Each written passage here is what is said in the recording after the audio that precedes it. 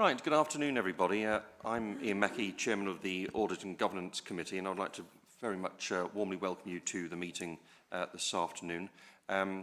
Firstly, very happy New Year to everybody. It's our first meeting of the new calendar year, so thank you very much for attending. This meeting is being held in person at the County Hall and is being live streamed on the County Council's YouTube channel. Should a fire alarm test take place, and it's not expected to take place during this meeting, please evacuate County Hall. In the event of emergency, please make your way to the nearest exit and meet at the muster point, which is located on the main car park. Right, moving on to the agenda, to receive apologies and details of substitute members attending. So I'm going to ask Megan to read who's substitute, and I think we can see, and who sent apologies. Thank you.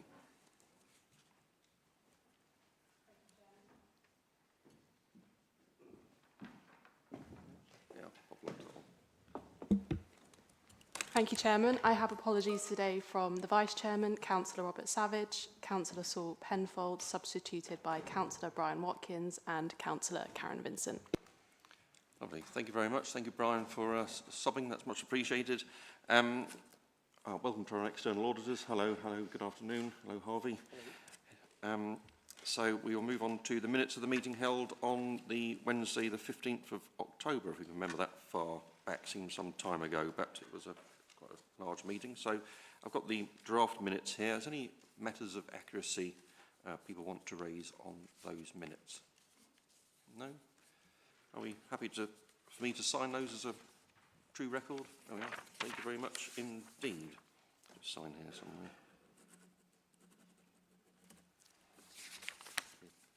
Thank you, Megan. Excellent as always. Right, now we move on to members to declare any interests on today's agenda items. Any declarations of interest? No? Okay. Updates from the Chairman, there are none, other than we're just going to move the agenda slightly around so we can have our external auditors provide their commentary on the annual audit report for 24-25, and then we will do the pension audit results report 24-25 after that, so get it in chronological or some sort of order. So, and hopefully it'll help Debbie and Andrew as well. So, without further ado, I'm going to hand over to our external auditors for item 5, which is the annual audit report and audit results report for 24-25. Thanks very much.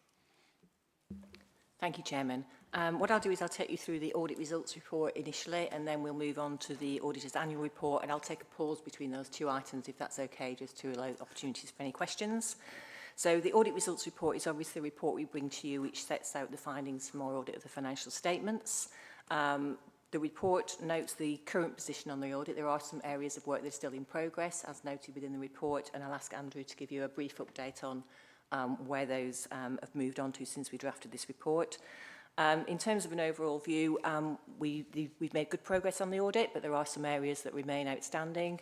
There are some areas that we've in effect had to stop because of the impending backstop date of the end of February, and the finite resources that we have to complete the work within that period. So we've done that in discussion with officers in terms of agreeing where we will focus our efforts in terms of the areas that will give most assurance in terms of rebuilding going forwards. We will again be issuing a disclaimed opinion, and that's because of obviously the fact that we did no audit procedures in 22-23. In 23-24 we completed some but not all of our planned procedures, and as a result we have some gaps in assurance over brought forward balances, some in-year transactions and also closing balances. Again, that's not dissimilar to a position at many local authorities where we were still in a position of issuing disclaimed audit opinions. However, the level of assurance that we have gained this year has improved, and we will see that from the table in the report where we kind of give a coloured chart in terms of where we had assurance last year and the picture this year. So there's a positive movement in terms of increasing assurance in some areas. In terms of a scope update, if I can just refer you to page 59 of the report, we've identified there that we removed some risks that we had in our audit plan, in particular around the Norse group risks, where those items became immaterial on receipt of the financial statement, so they are no longer risks. We included a new significant risk around the obsolescence of the Norwich Western Link road, which members I'm sure will be very familiar with, and that's an area we've identified as a new risk. And we also received an objection from a member of the public in relation to the risk management arrangements relating to that link road, and therefore we've identified that again as an area where we've undertaken additional work. We also updated our materiality levels, and they are reported within the report. In terms of value for money, we identified at planning stage 3 areas of focus. So we had financial sustainability, the NWL again, and also governance of the Norse Group. Following the receipt of the objection, we also identified risk management in relation to the Norwich Western Link as a risk of significant weakness, and we'll provide an update on that subsequently. However, based on the work we've completed to date, we've concluded that there is not actually a significant weakness in that area, but we have made some recommendations within our auditor's annual report in relation to that.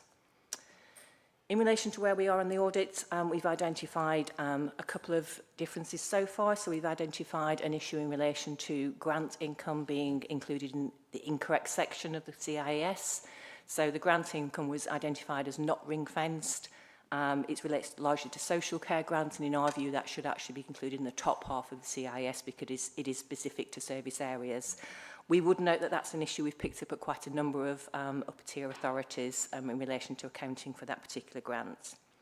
And then we've also got an error in relation to pension fund investments. That's purely because of a timing difference with the accounts being produced based on estimated figures and us having more accurate information on the year-end investment values at year-end. And that's a figure of 18.3 million, so not material, but noted within the report. In relation to the key risks and findings, we've provided you with an update on page 61 of the report of where we are on all of those areas. I think probably just 2 key ones that I wanted to draw to your attention are, first of all, the abortive costs in relation to the Norwich Western Link. We have now completed our procedures in that area. Andrew has reviewed that work, as has myself, and we are satisfied that the figures calculated by the council are materially accurate. And if the council receives the capitalisation direction that's been requested from MHCLG, we're satisfied that the accounting is in line with the code, but that is dependent on receiving that direction. I'll ask Andrew maybe just to talk you through the other key areas on page 61, just to give you an update on where we are on all of those. Thank you, Debbie. So just starting with the presumptive risk of management override of controls. Here, we're focusing largely on our journal entry testing, which has been substantially executed and is just subject to our final reviews. We also look at the estimates performed by management with only our valuations work outstanding in relation to those estimates. Debbie's already discussed the risk in respect of abortive costs, which also links into that estimate procedure. With respect to the second fraud risk around revenue expenditure recognition through inappropriate capitalization of revenue expenditure, we have finished our testing over REFCIS, and we've also substantially completed our testing over additions. We've also agreed with management in respect of the no additions to value issue at circa 15 million, that this will be reported as a control observation for consideration in the 25-26 audit and for consideration by internal audit as well. In terms of our other areas of work, our valuations of land and buildings is ongoing with resources booked over the next 3 weeks to resolve. Our pensions liability valuation work has been substantially completed. There is an additional adjustment identified within the disclosure, this between the interest line and the impact on asset ceiling line of 10 million. However, this only impacts on your disclosures.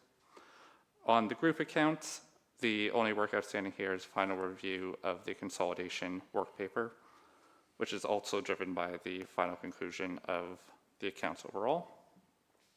In terms of the other 3 risk areas, these are areas that have now been stopped due to the finite resources we have and the complexity of other areas that we're still focusing on completing. So this relates to infrastructure assets and IFRS 16 implementation.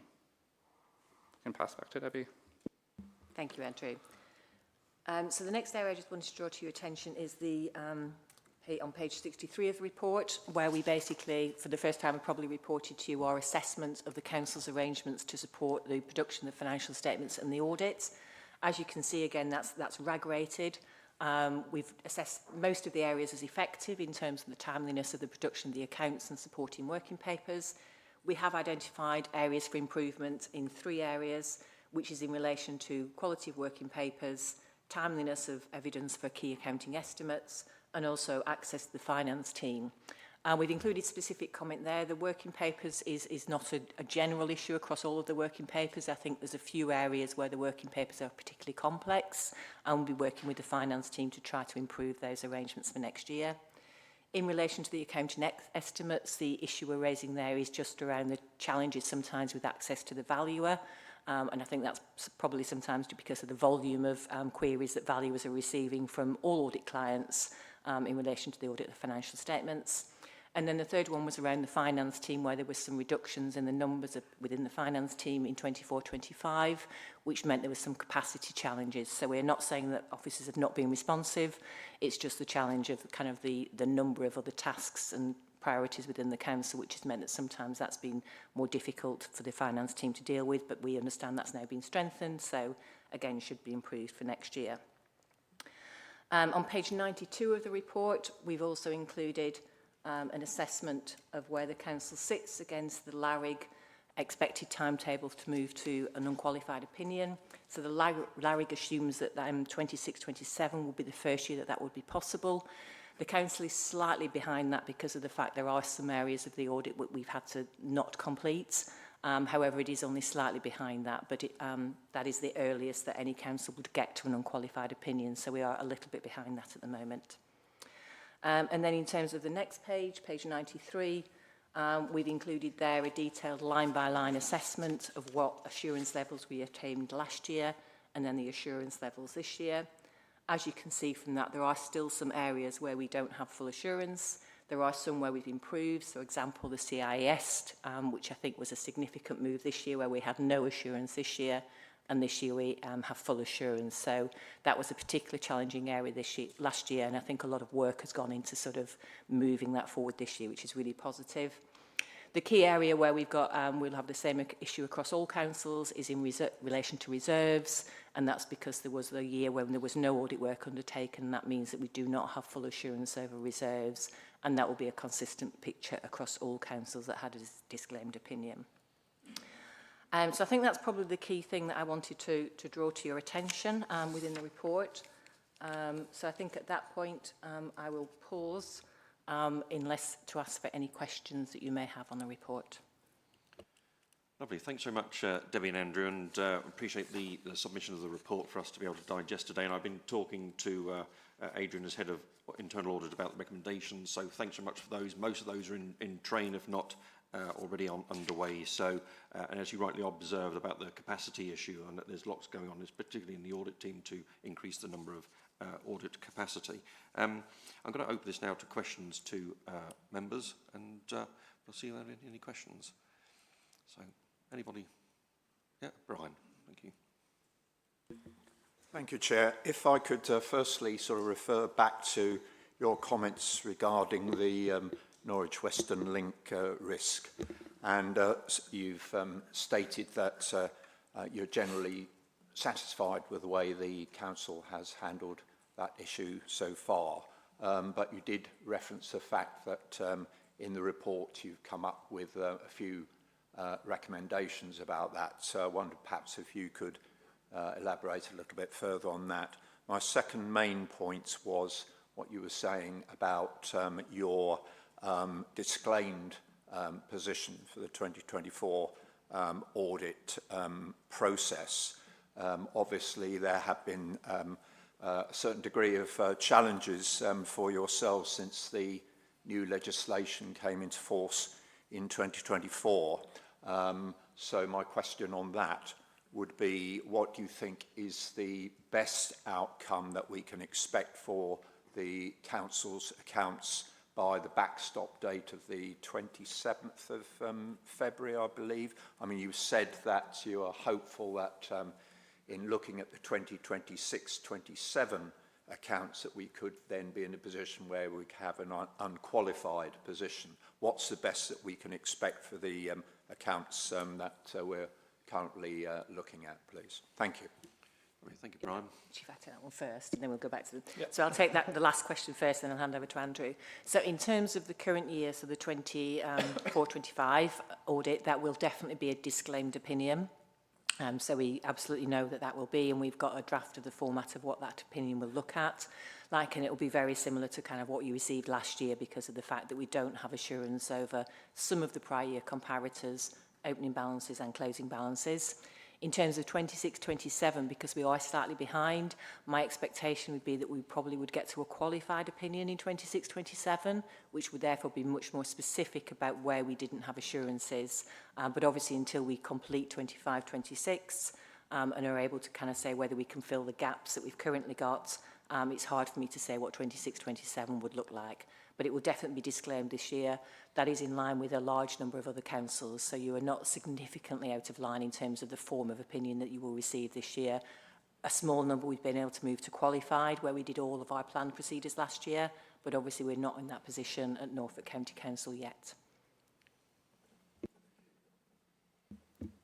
So taking the question on the recommendations, so these recommendations are more general to the risk management process than it is to NWL in specific. So they're focused based off of our review of the risk register, discussions with various individuals throughout the council, including the risk management officer. So these recommendations have essentially identified that there are a significant number of risks sat on the corporate risk register, which is getting to the point where it can become unwieldy for an individual risk manager to handle on their own. So there needs to be a focus on what actually constitutes a corporate risk versus a project risk, operational risk, to make sure that the council is fully focused on the most important risks at these committee meetings.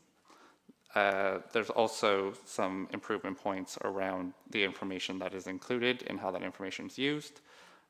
So we believe that there are processes in place that allow the council to make effective decision making.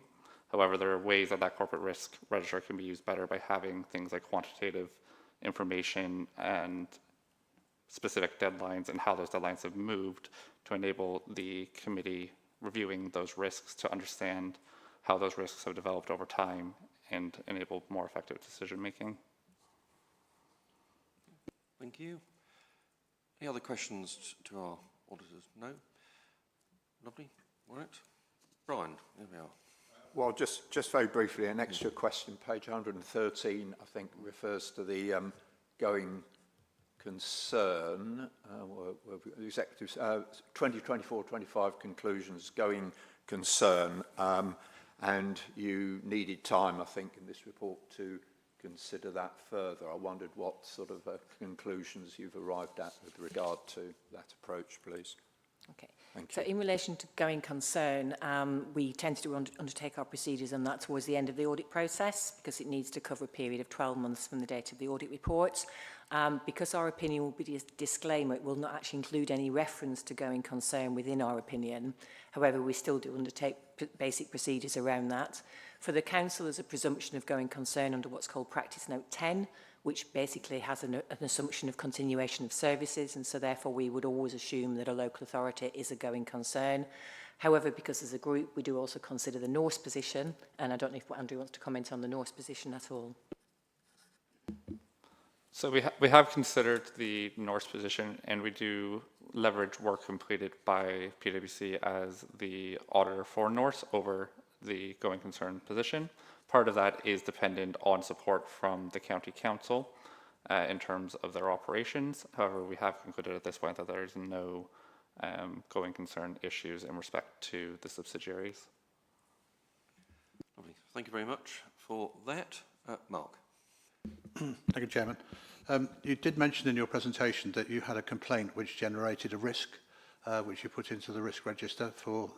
Is that a financial risk, or was it a how can I put it, a non-financial complaint that has generated a risk? So this complaint is in respect of the Norwich Western Link project and the risk management around it. So there is a financial impact from the perspective of the impairment and expenditure against the risk from that point of view. Okay. Right, are we on to part two now? This is why I normally go to the recommendations. You tell me that there is another part to this, the other side of that coin. So Debbie, I'll hand back to you. Thank you. Thank you, Chair. I'll keep it fairly brief. So the Auditor's Annual Report, excuse me, I'm still recovering from a sore throat. The Auditor's Annual Report pulls together all of the information in relation to our audit of the financial statements, as well as our value for money work, and that's where we include most of our value for money commentary. So we will issue a final version of this at the point we are ready to issue the audit opinion, which will update the financial statement section, so I won't repeat anything that's within that section of the report. In terms of value for money, we look at the three key areas. So we look at financial sustainability, governance, and arrangements for economy, efficiency and effectiveness. We haven't identified any significant weaknesses in any of those areas based on the work we've completed to date. In terms of financial sustainability, we have flagged obviously the increasing budget gaps that the Council has, but we've noted that the level of reserves is being maintained over the period of the medium-term financial strategy. We've also noted that the Council's had a good track record in delivering savings, both in 24-25 and 25-26 to date. We have noted that there was some more reliance on reserves in terms of balancing the 24-25 budgets and 25-26, but as I've said, the projected level of reserves is still above the minimum level recommended by the Section 151 officer. In terms of governance, we consider things such as the annual governance statement and internal audit reports, as well as risk management. Andrew has already picked up on the risk management points, and so I won't repeat those. In terms of internal audit, we did note a reduction in the number of internal audit projects in 24-25. However, the internal audit plan is over a 3-year period, and we're satisfied that the coverage over that 3-year period is still appropriate, but obviously that needs to be kept under review to make sure that the levels actually remain appropriate. We do recognise that that's been due to some staffing issues in internal audit in the current year.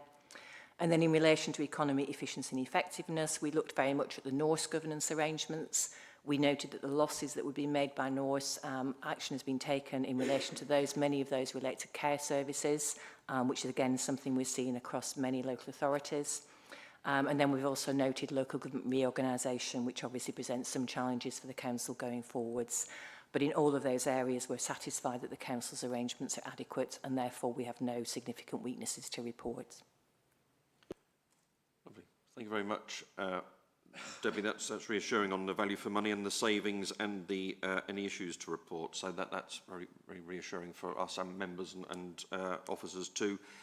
We've obviously been discussing with Adrian about the capacity issue, and obviously that's been a matter, but looking at the figures which the team are now looking at, it's back up to muster and will be back on track for next year, so that's great. Any questions to the external auditors on this one? Hi, Brenda. Thank you, Chair. I'm a bit woolly, so I hope this is the right place to ask this. Given the information in our papers on page 136 about the Norse Group's ongoing losses and its planned exit from the care home contract in 2026, the 28.5 million owed to the council and the reliance on selling care home freeholds to repay that debt. Can I ask officers to comment on 3 points?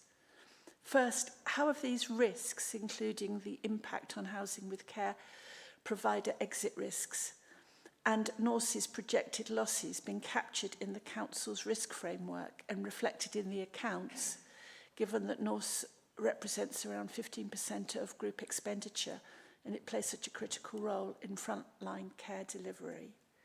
Secondly, can officers clarify why this significant information about Norse leaving the care market, the implications for housing with care, and the need to secure new operators has not been available for public scrutiny at an earlier stage? These are material service and financial risks, and yet they've not been presented transparently or openly for public or sufficient committee scrutiny. And thirdly, what assurance can the committee be given that the robust contingency plans are in place to protect service continuity and resident safety if new providers can't be secured in sufficient number or capacity when Norse exits the care home contract?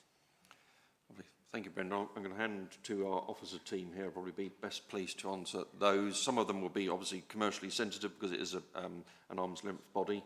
The one about the risk and capturing that, that's important. And then we'll ask the officers to pick up. So who would like to? Yeah, Harvey, thank you. Thank you for your questions. I think the easiest way to answer it is that there is some papers coming to Cabinet, or due to come to Cabinet on the 26th of January, which will provide further information in relation to all the questions that you have raised. So until those are published, I can't really comment further on those. There has also been various papers that have gone to Cabinet. As you highlighted, some of that has been not in the public domain because of confidentiality reasons, but there have been at least 3 Cabinet papers that have discussed these issues, and the further papers, as I said, are due to come to Cabinet on the 26th of January. In terms of the risk bit, there is a risk item in terms of the NORS on the risk register. I'm sure Thomas may want to comment on it further, but in view of the losses that have been made, we have reviewed that risk entry and updated that accordingly. Clearly, from a County Council perspective, we do not want any of our companies to lose money from a financial perspective, but also very aware of the need to ensure that that residents who are receiving care receive the best care that they can. If I just hand over to Thomas, if you'd like to further comment on the risk point. Thank you. Thank you, Harvey. So yes, as the Director says, we have a corporate risk, RM48, which is pertaining to Norfolk County Council's controlled entities. And that looks at making sure that the objectives of the wholly owned companies or controlled entities are set against our objectives, and they work towards meeting our objectives, and that the investment that we put in is protected, and that we have appropriate returns on investment as well. So that risk, RM48, covers that in further detail. Thank you. Thank you very much indeed. Any other further questions? No. Okay. So I'll hand back to Debbie and Andrew and see if there's any final points you wish to raise. No final points from us. As I said, we will issue final versions of these reports at the point where I'm ready to issue the opinion, which will probably be towards the end of February, just because we're waiting for the capitalisation direction. Yes, yeah, that's quite a critical thing. Harvey and I have chatted about, so that we'll wait for that. And obviously that last point about Norse, Harvey said, is coming to the end of January, coming to Cabinet, so more viewing to be undertaken there. If that is all, I'd like to thank you both very much for coming to County Hall today. It's nice to see you in person and deliver. You know, this is your big moment, and certainly ours anyway. With that, I'll just move the members to the recommendations, which is to consider and agree the Norfolk County Council 24-25 audit results report and the annual audit report on Annex 1 and Annex 2 respectively. Are all members in favour of this report? Thank you very much indeed. Safe journey home, and thank. I know. Yeah, that's it. Andrew, you going as well? I'm here for the pension fund. Ah, right. Okay. Oh, yeah.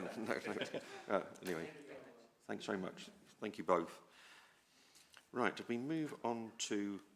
Well, we're going back to the future, which is item 5. I'm very pleased to welcome Charlotte Freeman here from the Norfolk Pension Fund, who's going to take us through, along with Andrew, the audit results report for 24-25. So who would like to go first? Charlotte, would you like to introduce this? Or? So if I introduce the report, please. and then if you've got any further comments, then I'm happy to take those as well.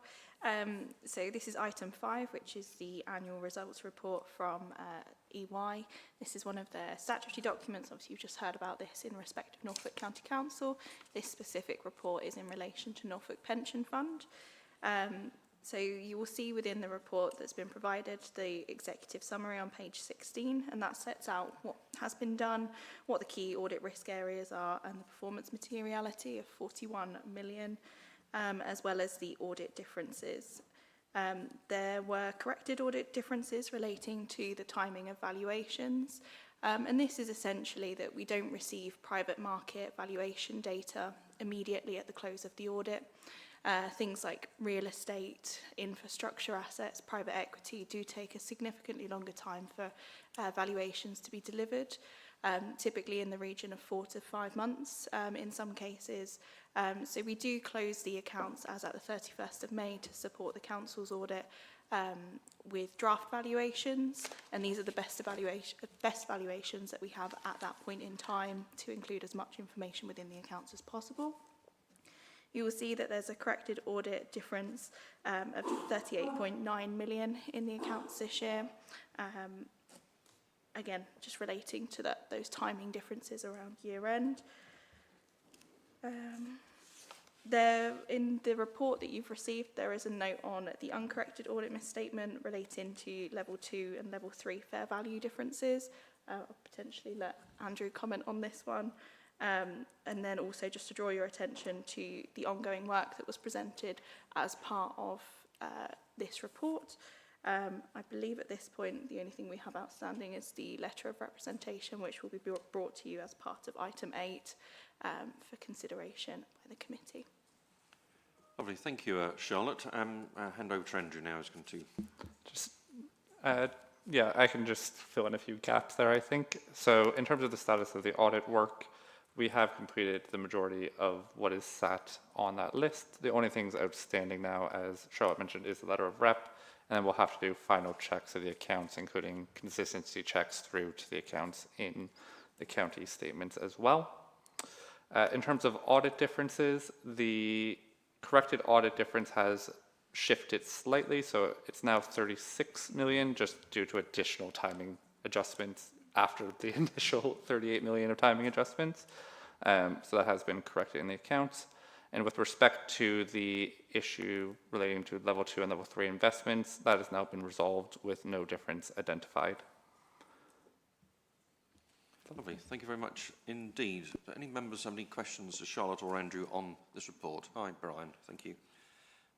Chair, just very briefly, again on the matter of the going concern, page 22, if I may, it says the narrative pension fund is required to carry out a going concern assessment that is proportionate to the risk it faces. So my question is, obviously, has that requirement been met? And I just wanted to obtain clarification. I think Andrew said it had all been cleared, but the items that are listed as outstanding on page 42, whether all or most of those actions have now been completed on page 42 of the report.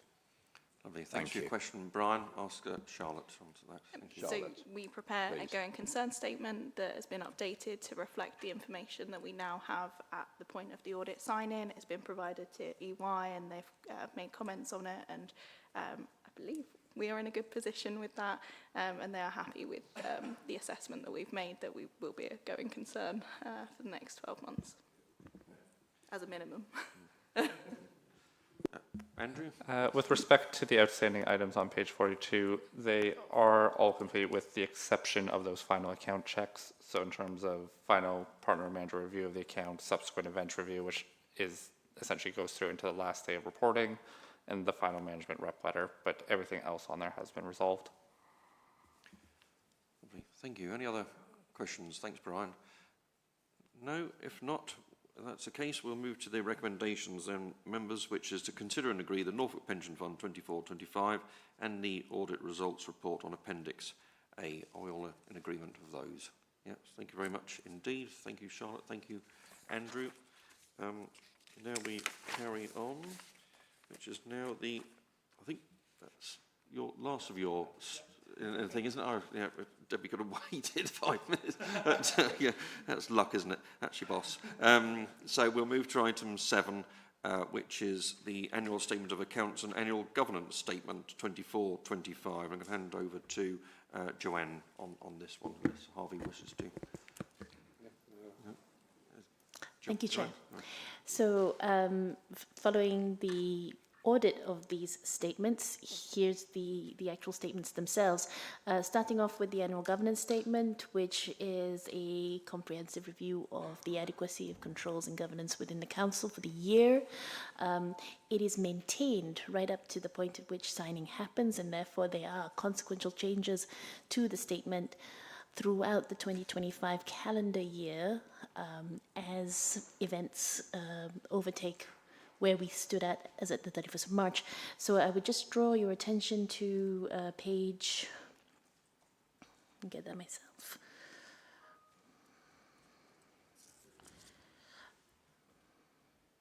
Page 147, which sets out the consequential changes to the annual governance statement. Just to note that those changes have been put through the year, making note of the impact of LGR and some of the changes in focus of priorities for the council as well. Apart from that, we have the annual statement of accounts, all 200 and something pages. The main points to note, I suppose, are the implementation of IFRS 16 since the 1st of April 2024, which has then in turn resulted in the recognition of right of use assets within the balance sheet for the first time. And the accounts as a whole, as we've noted in the earlier points, has been prepared on the assumption that the council will receive its capitalisation direction from MHCLG, and we're on a bit of a clock for that, as the backstop date is the 27th of February. So I'll just pause there and happy to take any questions on the accounts themselves. Any questions on the accounts at all?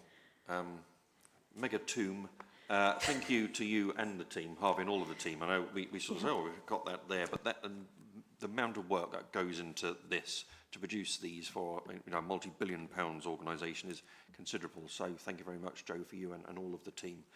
Any questions on that? Brian, thank you. Thank you, Chair, and really to endorse your comments and thanks to the team for all the hard work they put into preparing these accounts. Two very brief questions, hopefully. Paragraph 5.17 on page 141, I think it is.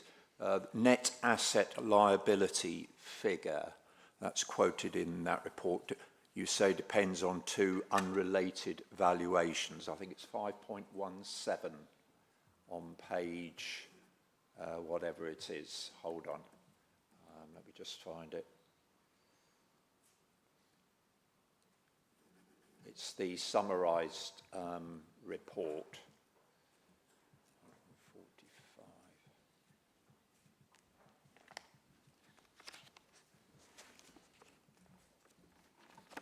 On page 152, so it refers to the net asset posted 910 million. Says the net asset liability figure depends on two unrelated valuations, one of which is the valuation of local authority property and infrastructure assets.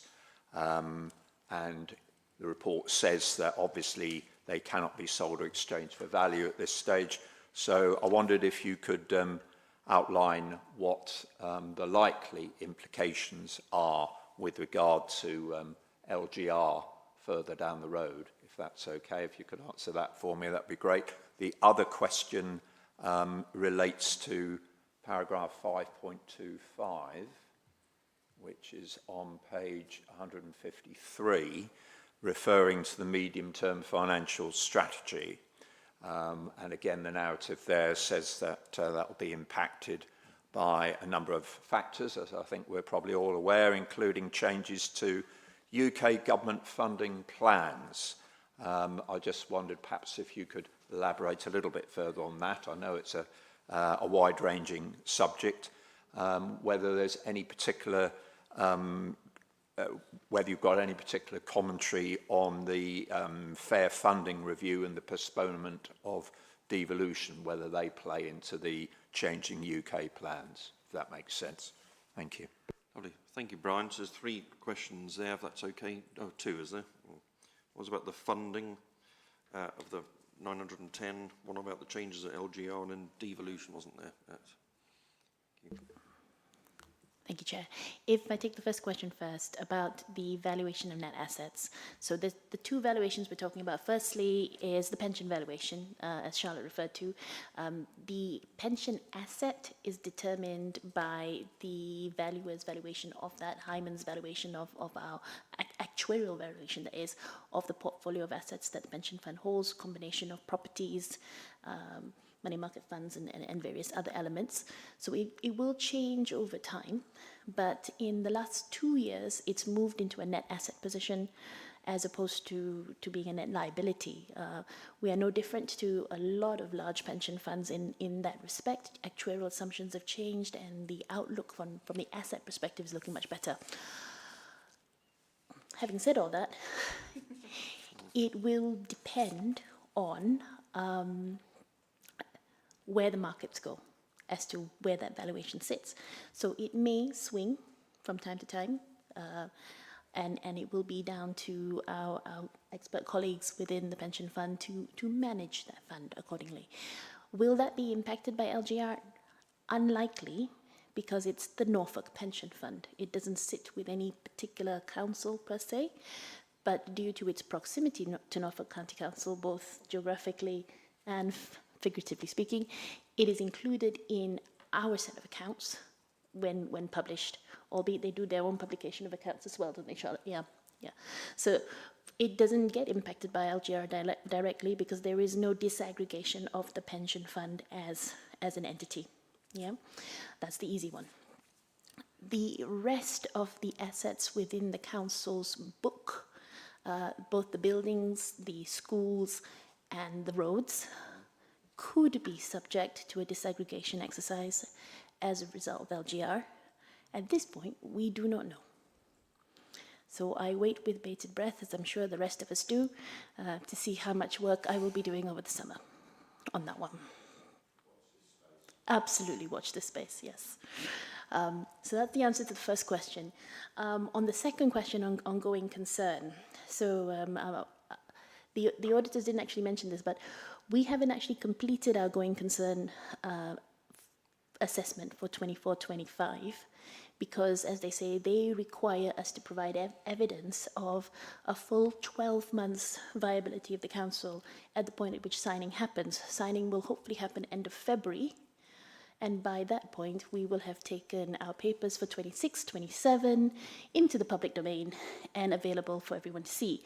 With those papers and hopefully the sign-off of full council, we will be able to assert quite firmly that we are a going concern and make all the points associated with the piece around UK government funding. Basically, the delay in funding reform in social care and with the DSG means that the risk sits with the council for a little bit longer than we would be comfortable with.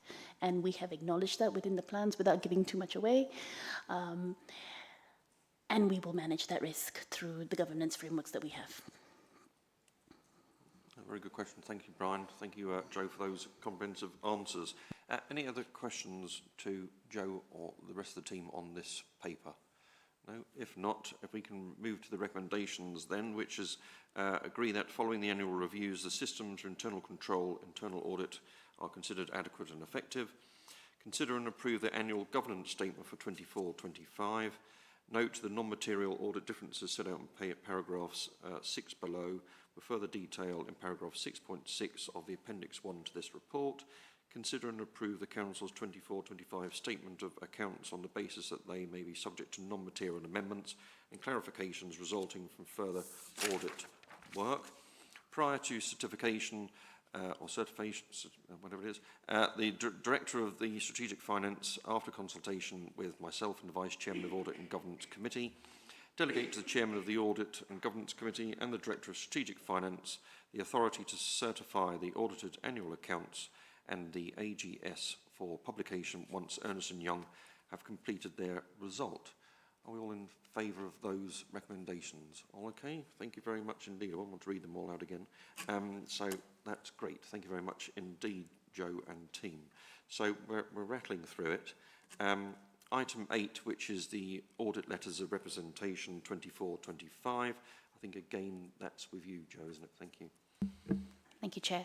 So this is an annual requirement from the auditors that we as an organisation provide them with the assurance that the accounts have been prepared to the standard, that we have provided them with all the information that they need to make their decision, and that we have disclosed any material or pertinent events post the 31st of March 2025 that could influence these disclosures. They are largely to formula, the letters of representation. They are provided by EY. We review them, ensure that we're happy with what we're saying ourselves, and therefore bring them for your consideration. And with your sign-off, we will then include them in what we provide EY at the closure of account sign-off in February. This is usually a standard process, isn't it? It's delegated to myself and Harvey there to sign this on behalf of the council. Any questions on that, or if we're happy to agree that usual protocol? Yeah, thank you very much indeed. Last item, which is the forward work programme. I'm going to ask Adrian, as Head of Internal Audit, to just take us through that. And there are 2 recommendations about the work programme and any other further information required. Thank you, Adrian. Thank you, Chairman. Yes, the work programme just sets out the usual expected reports that will be coming to this committee for you to carry out your terms of reference. So there's nothing that's unexpected, and I commend these to the committee as the planned audit reports coming forward. Thank you. Right, thank you. Any questions on the forward work programme? It fits a sort of common drumbeat. No, we're happy to agree the forward plan? Yes, lovely. Thank you. Well, that's got to be a record. There is an enormous amount in that meeting, but it's been focused and well received. So thank you very much to members for attending today, and officers for all of your hard work to get us into this streamlined position. On that, I'll just say that the next meeting is on the 10th of February at 2 o'clock here, and enjoy the rest of your afternoon. Thank you very much indeed. Thank you.